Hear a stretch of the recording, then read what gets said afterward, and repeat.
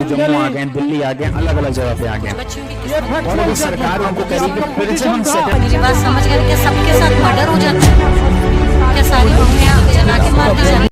चलो next, a very important case, Agnu Nagesia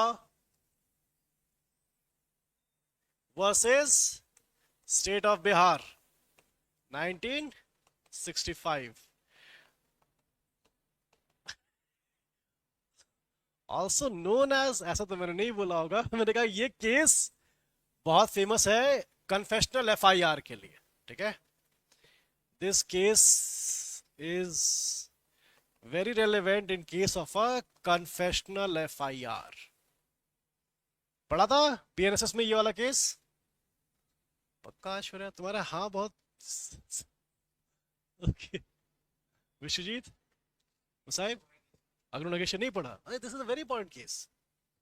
चलो आज इस केस की रेलेवेंसी बीएसए में है, बीएनएसएस में है, एक जगह और है जो कि मैं अलग से बताऊंगा। ठीक है, लेकिन ये पूरा केस ध्यान रखना और इस केस के फैक्ट्स अच्छे से सुनना। ठीक है, केस में एंड में थोड़ा डिसअपॉइंटमेंट होगी बट बट आराम से सुनना। देखो, Agnu Nagesia he was the accused. ठीक है, और इसकी जो ताई जी थी, राइट, हाँ, बड़ी माँ, बड़ी माँ है ताई जी। वो बड़ी माँ कुछ जगह कहते हैं बड़ी माँ, बड़े पापा कहते हैं, कई जगह ताऊ जी एंड ताई जी कहते हैं। तो ताई जी जो थी, ठीक है, वो उनको ये एक्चुअली उनको दिस इज याद रखना, एक्चुअली बांग्ला बड़ी माँ जिसको हम लोग कहते हैं, हम लोग भले ही इसे बड़ी माँ पढ़ेंगे बट जो बंगाली लोग हैं उसे बड़ी माँ पढ़ते हैं। ठीक है, तो ताई जी थी और अग्नु नागेशिया और बड़ी माँ के बीच में प्रॉपर्टी को लेकर के लड़ाई चल रही थी। ठीक है, एंड बड़ी माँ, उनके जो हस्बैंड थे ही वॉज डेड और इनकी एक बेटी थी। ठीक है, बड़ी माँ की एक डॉटर थी एंड डॉटर वॉज मैरिड तो डॉटर्स हस्बैंड।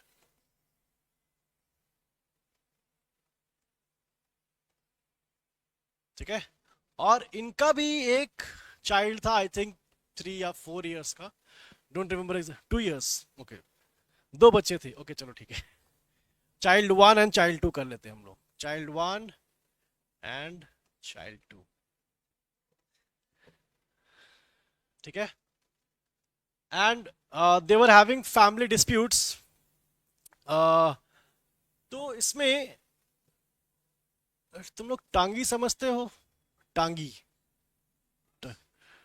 नहीं नहीं, टांगी इज एक्चुअली, अरे कभी देखा है खेत में जो काटते हैं जिससे, टांगी। मैं शो ही कर देता हूँ, रुक जाओ मैं शो कर देता हूँ टांगी क्या होता है। हाँ, सीपीआईएम वाले जैसा है वो सीपीआईएम वाला जो होता है इसको हम लोग क्या कहते हैं? हाँ, दराती। हाँ वो ठीक है, नहीं लेकिन जो सिंबल है उसमें एक सिकल है और दूसरा क्या होता है?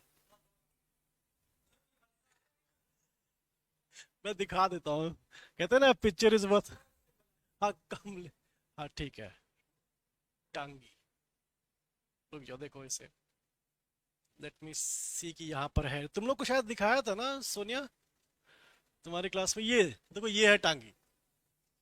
ठीक है, हाँ, ओके, कई जगह इसको टांगी, और टांगी जो है, रुको तुमको दिखाता हूँ, ये क्या आ रहा है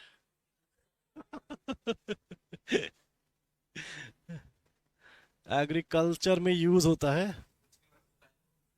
हे भगवान, ये हैंग हो गया, ये हैंग हो गया, आ गया आ गया आ गया। टांगी एग्रीकल्चर ऐसे यूज करते, नहीं शो नहीं कर रहा है। हाँ, याहू, ओ, अरे यार, गूगल देखो, याहू पे गूगल सर्च करूं पहले अच्छा, याहू वाले भी कह रहे हैं कि हमारे यहाँ करके गूगल सर्च कर रहा है गूगल इमेजेस पे चलते हैं। ओके, नहीं वैसा ही होता है, टांगी एग्रीकल्चर, टैंगो एग्रीकल्चर, हे भगवान। हाँ, एक तो ये इतना हैंग हो रहा है ना, क्या बताऊं।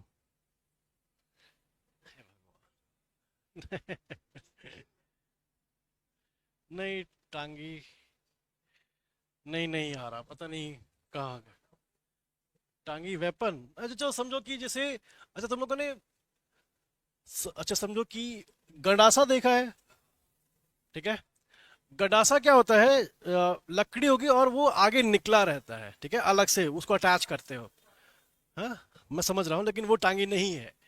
ये पूरा लकड़ी का रहेगा और ऊपर जो है वो लकड़ी का ही पार्ट रहता है, जो धार वाला रहेगा ना, हाँ वो उसका ही पार्ट रहता है। और वो ये थोड़ा रफ जैसा, गंडासा थोड़ा ठीक सा दिखता है, ये बड़ा रफ जैसा दिखता है, ठीक है। तो टांगी आप घास वास काटने के लिए खेतों में यूज करते हो, ठीक है। चलो, हाँ, लाइक एन एक्स यूज कर सकते हैं वैसे। सो वन डे अग्रुनागेशिया was working in his field, ठीक है, और वहां पर उसके हाथ में वो टांगी होती है, ठीक है, नाइफ शेप का होता है।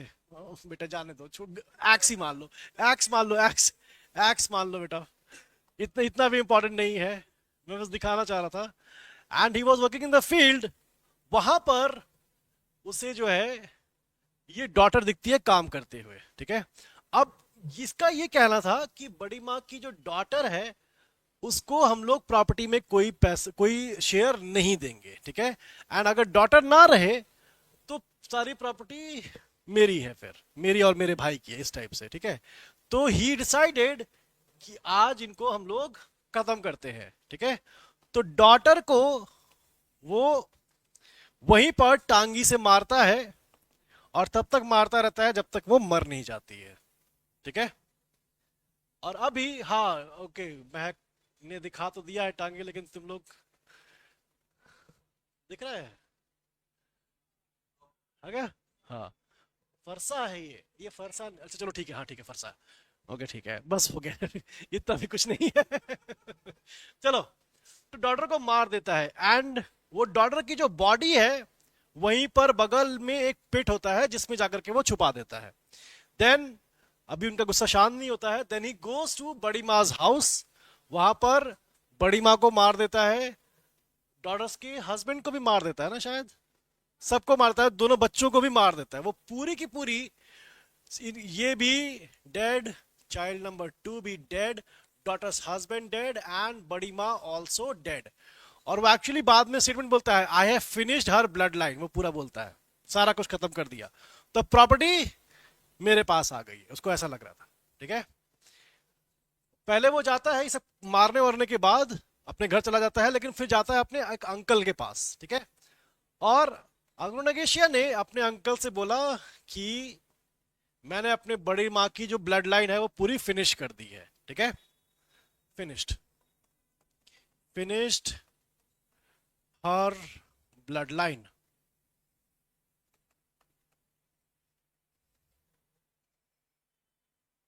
ठीक है। तो अंकल जो है उनसे वो कन्फेशन कर देता है कि मैंने मार दिया सबको ऐसे ऐसे। अंकल जो है कहते हैं कि बहुत बड़ी गलती की है तुमने, और ऐसा नहीं, तुम्हें नहीं करना चाहिए था। और अगले दिन उसको शायद रियलाइज होता है कि मैंने बहुत बड़ी गलती की है। देन अग्रुनगेशिया he goes to the police officer और बोलता है कि मुझे एक एफआईआर करनी है अपने अगेंस्ट कि मैंने ऐसी ऐसी गलती कर दी है, ठीक है।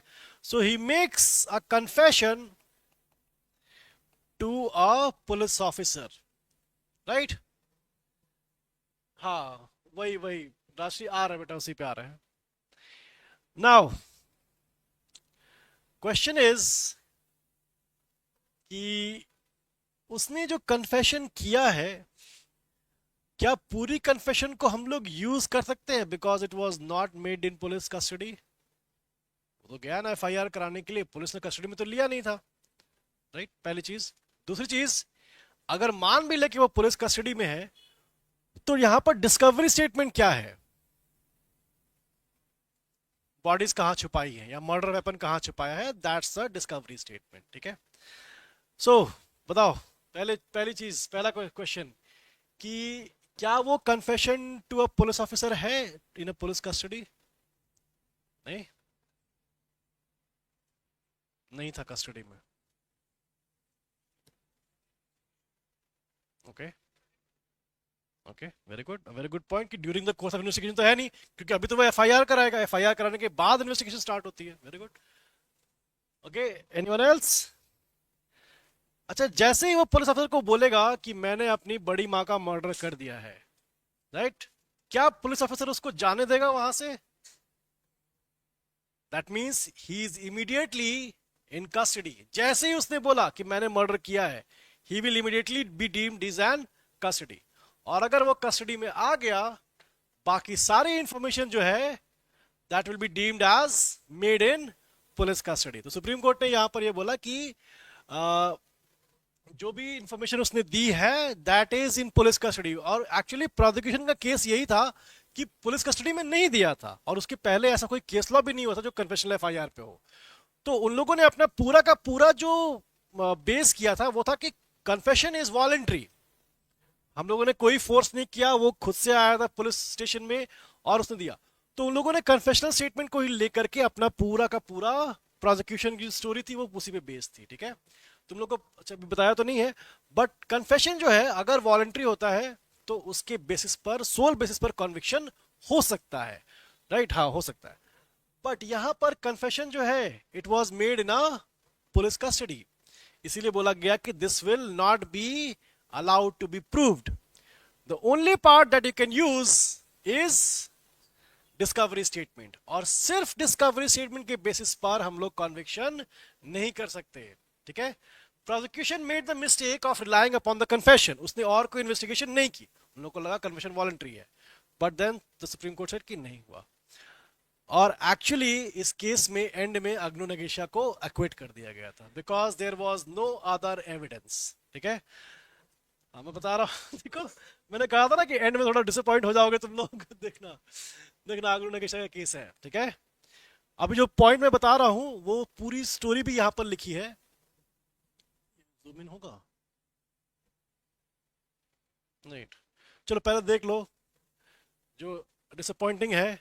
In result, the appeal is allowed, the conviction and sentence passed by the courts below are set aside, and the appellant is directed to set at liberty. अब अग्नु नगेशा क्या सोच रहा होगा? कर भी दिया कुछ हुआ भी नहीं मुझे। यही मैं कह रहा हूं कि both parties know the truth, it is the judge who is at trial। ठीक है, now अब देखो यहां पर हम लोगों को एक चीज का और ध्यान रखना है। जो तुम लोग को स्टोरी मैंने सुनाई है, जो फैक्ट्स बताए हैं केस के, वहां पर राइट देखो यहां पर हमारा इसको राइट देखो, ये है अग्नु नगेशा की FIR. The first information report reads as follows: my name is Aghnoo Nagesia, my father's name is this, today Sunday date honoured I am that on account of my बड़ी माँ Musammat having given away her property to her daughter and son-in-law, quarrels and troubles have been occurring among us. हमारे बीच में लड़ाई होती property को लेकर के। My badi ma has no son and she is a widow. Hence, on her death, we shall be the owners of her lands and properties, and daughter and son-in-law badi ma shall have no right to them. ठीक है, उनका नहीं होगा। She lives separate from us and lives in her house with her daughter and son-in-law, and I live with my brothers separately in my house. ठीक है, our lands are separate from the time of our father. Today in the morning at about 7 a.m. I had one with a tangi, ठीक है, to cut shrubs from fencing. टांगे लेके गया था काटने के लिए। ठीक है, I found Somra was a daughter, ठीक है, sitting along the was grazing cattle there। ठीक है, seeing him, नहीं ये actually husband था I think। Seeing him, I got enraged and dealt him a tangi blow on the fell calf of the right leg, whereby he toppled down on the ground. Thereupon I dealt with him several blows on the head and the face, with the result that he became speechless and died।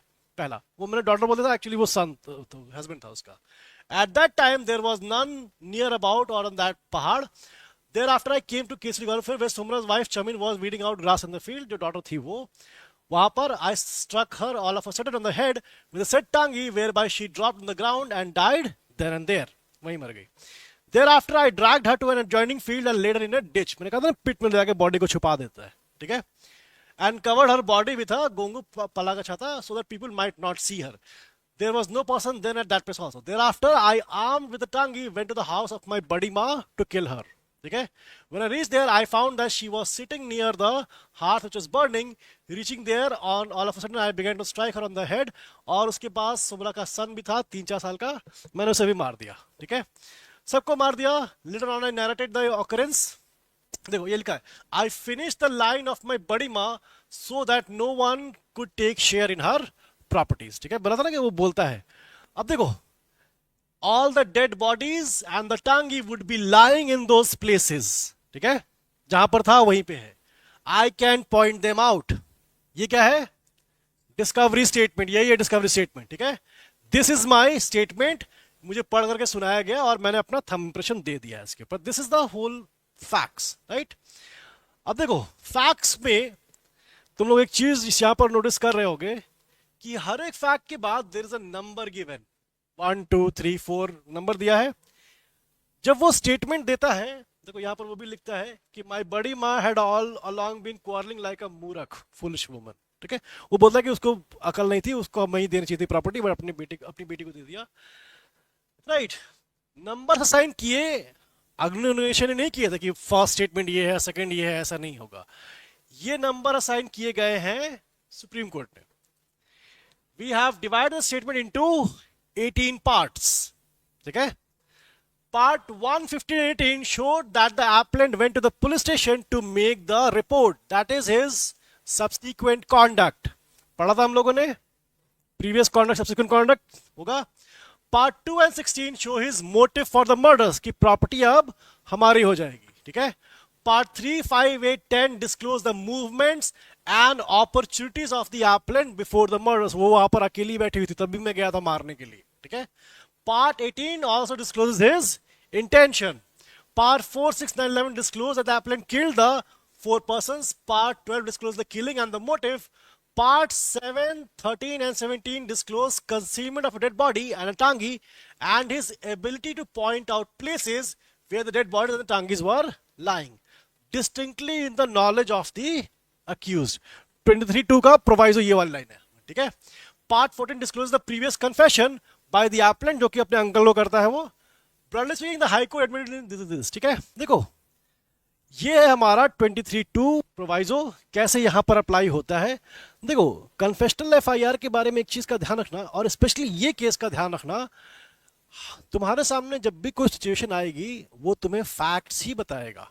These are the facts. उस fact पर law कैसे apply करते हैं वो तुम्हें यहां से पता चलता है कि कैसे एक एक फैक्ट पर हम लोग एक एक लॉ अप्लाई करके दिखाते हैं. ठीक है, तो ये केस मैं कहता हूं सबको पूरा पढ़ना चाहिए. ठीक है, जितना हम लोगों ने किया है that's relevant from 23(2) proviso case. लेकिन अगर मान लो कि तुम्हारे सामने, इसे देखो, मान लो कि कोई आता है और कहता है तुमसे कि सर मेरे घर पे चोरी हो गई है, तो मेरा एक वो ज्वेलरी बॉक्स था वो किसी ने उठा लिया, वो वहां मिल नहीं रहा. जो भी उसने बोला है तुमसे, not even a single law has been quoted. All he has said is facts. अब तुम्हें देखना है कि वो लीगल डेफिनेशन ऑफ थेफ्ट में फॉल करता है या नहीं. अब तुम्हें देखने होंगे उसके इंग्रेडिएंट्स. ठीक है, पहला, it must be a movable property. Jewellery box movable property है. ठीक है, मेरे पोजीशन में नहीं है. वहां पर थेफ्ट के इंग्रेडिएंट होता है ना कि पोजीशन से बाहर रिमूव कर दिया आपको विद द डिसऑनेस्ट इंटेंशन कि सर मुझे लग रहा है कि कोई ले गया, कोई चोरी करके ले गया. ठीक है, देखो मेरा पॉइंट यहां पर यही है कि जब तुम्हें फैक्ट्स पता हो उस पर लॉ अप्लाई करना सीखना is a very crucial aspect of your preparation. Because कई जगह तुम्हें जजमेंट लिखनी आएगी प्लेन WS पढ़ करके, और तुम्हें उस पर जो फैक्चुअल स्टोरी वो देते हैं DGS में हो या कहीं भी और हो, उसमें फैक्ट्स पर लॉ अप्लाई करना अगर तुम्हें सीखना है, this case is the most important one. ठीक है, इसलिए मैंने कहा था कि तुम लोग को दो चीज के लिए इंपॉर्टेंट है, कन्फेशनल एफआईआर के लिए और डिस्कवरी स्टेटमेंट के लिए. एक और चीज है which is a judgement writing वगैरह में, ये बहुत हेल्पफुल होता है तुम्हारे लिए. ठीक है, ये केस लॉ मैं कहूंगा पूरा पढ़ना, ऑल्दो कि तुम लोग को मैक्सिमम चीजें पता चल चुकी है, बट एक बार फिर भी इसे अलग अलग से पढ़ना इसे. ठीक है, चलो इसमें लिखो, it was held by the supreme court, it was held by the Supreme Court that as soon as that as soon as the accused made the confession, the police could not let him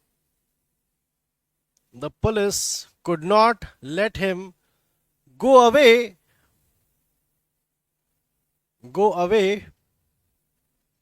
and any information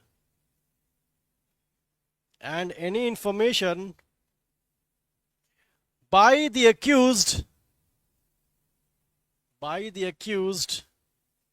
will be deemed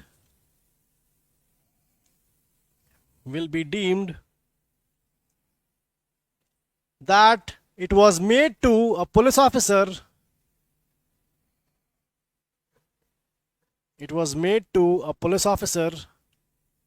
in custody.